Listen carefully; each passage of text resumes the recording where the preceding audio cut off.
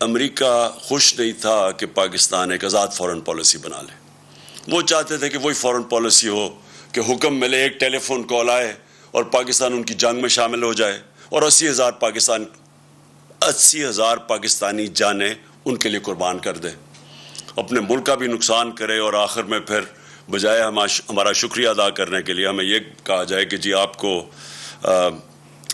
نے ہماری مدد نہیں کی افغانستان جنگ میں اور ہمیں ہی ذمہ دار ٹھہرائے. تو جو اس کا نقصان ہوا، جو ہمارے ملک میں رجیم چینج ہوا، جو انہوں نے یہاں کے میر جعفر اور میر صادق کے ساتھ مل کے، جو کہ جیسے ہی انہوں نے جو لوگ ہمارے اوپر مسلط کیے، وہ پاکستان کے ہم سب جانتے ہیں 30 سال سے یہ وہ لوگ ہیں جن کی انٹرنیشنل فیم ہے چوری کی. صرف پاکستان میں نہیں، دنیا کے اخباروں میں ایک کو 10% کہتے تھے آصف زرداری کو. نواز شریف کے اوپر BBC کی فلم بنی ہوئی ہے کہ کیسے انہوں نے وہاں ایک قاضی فیملی کو پیسے بھجوائے. اسحاق ڈار نے اپنے ایفیڈیوٹ میں بھی لکھا ہے کہ پیسے یہاں سے چوری کر کے وہاں بھجوائے اور وہاں سے ریمیٹنس دکھا کے پاکستان لے کے آئے. جو بار بار دہرایا گیا فیک اکاؤنٹس، یہی سسٹم تھا. یہاں سے ہنڈی حوالے سے پیسے باہر بھجواؤ چوری کر کے، اور ادھر سے پھر ریمیٹنسز دکھا کے پاکستان پیسہ لے کے آؤ. تو اس کے اوپر بھی فلم بنی ہوئی ہے نواز شریف کے اوپر. تو یہ وہ لوگ جو پہلے انہوں نے چوری کی، NRO 1 مل گیا، مشرف نے معاف کیا، پھر سے یہ 10 سال آئے، پھر انہوں نے چوری کی. تو وہ جو ان کا مقصد جو ان کو اوپر مسلط کیا تھا، ان کا صرف ہم سب جانتے ہیں کہ مقصد تھا NRO 2 لینا.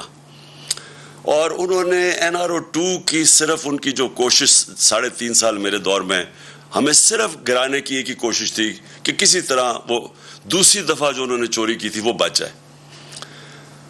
اب آج کا میں جو اصل وجہ سے میں نے آج یہ آپ کے سامنے قوم کے سامنے ہوں، وہ یہ کہ دیکھیں، ایک پہلے سازش ہوئی، پھر ایک کرپٹ سیٹ اپ کو اوپر لے کے آئے، اور پھر انہوں نے اپنا NRO 2 لیا، اور اس کے بعد جو قوم کو یہ کہہ کے آئے تھے کہ ہم مہنگائی کم کریں گے، مہنگائی کے سارے ریکارڈ توڑ دیے. آج ساری قوم جانتی ہے کہ کبھی پاکستان میں اس طرح کی مہنگائی اتنے تھوڑے ٹائم میں نہیں ہوئی. اور یہ صرف 2008 میں، یعنی 14 سال پہلے اس طرح کی مہنگائی تھی. مہنگائی صرف آسمانوں پہ نہیں گئی، جو ہماری معیشت تھی، جو کہ صاف جو economic survey of Pakistan government کی جو سروے ہے، اس میں جو بتایا تھا کہ ساری چیزیں، یعنی انڈیکیٹرز جو تھے معیشت کے، وہ سارے صحیح راستے پہ جا رہے تھے. چاہے ایکسپورٹس ریکارڈ تھی، ٹیکس کلیکشن ریکارڈ تھا، اس کے بعد جو ہماری زراعت تھی ان کی بڑی زبردست 4 فصلوں کی ریکارڈ پروڈکشن 2 سال لگاتار رہی.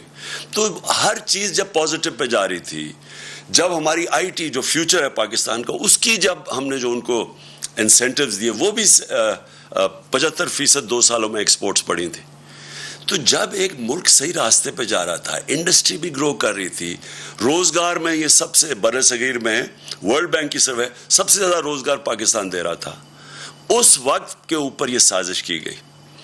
اور پھر جب لوگ پہلے ہی تنگ تھے، پہلے قوم کی خودداری جاگ گئی. قوم نے جب دیکھا تو یہ کوئی بھی نہیں سمجھ رہا تھا کہ اس طرح پبلک سڑکوں کے اوپر نکلے گی. میں سچ بتاؤں، میں بھی نہیں سمجھ رہا تھا اس تعداد میں پبلک نکلے گی. عموماً تو لوگ جب حکومت جاتے ہیں خوشیاں مٹھائیاں بانٹتے ہیں، تو پبلک سڑکوں کے اوپر آ گئی. یہ کوئی بھی جو سازش کرنے والے تھے ان کے ذہن میں بھی نہیں تھا کہ اس طرح پبلک سڑکوں پہ نکلے گی. انہوں نے سمجھا تھوڑی دیر کے بعد یہ پبلک تھک جائے گی، گرمی بہت ہے. اس کے باوجود پبلک مسلسل سڑکوں پہ نکلتی رہی، اور جب بھی ہم نے ان کو دعوت دی، پرامن احتجاج کی، ابھی ہفتے کو قوم نے دیکھا کہ کس طرح پبلک آئی پنڈی اور اسلام آباد کی پریڈ گراؤنڈ میں، اور سارے پاکستان میں لوگ نکلے.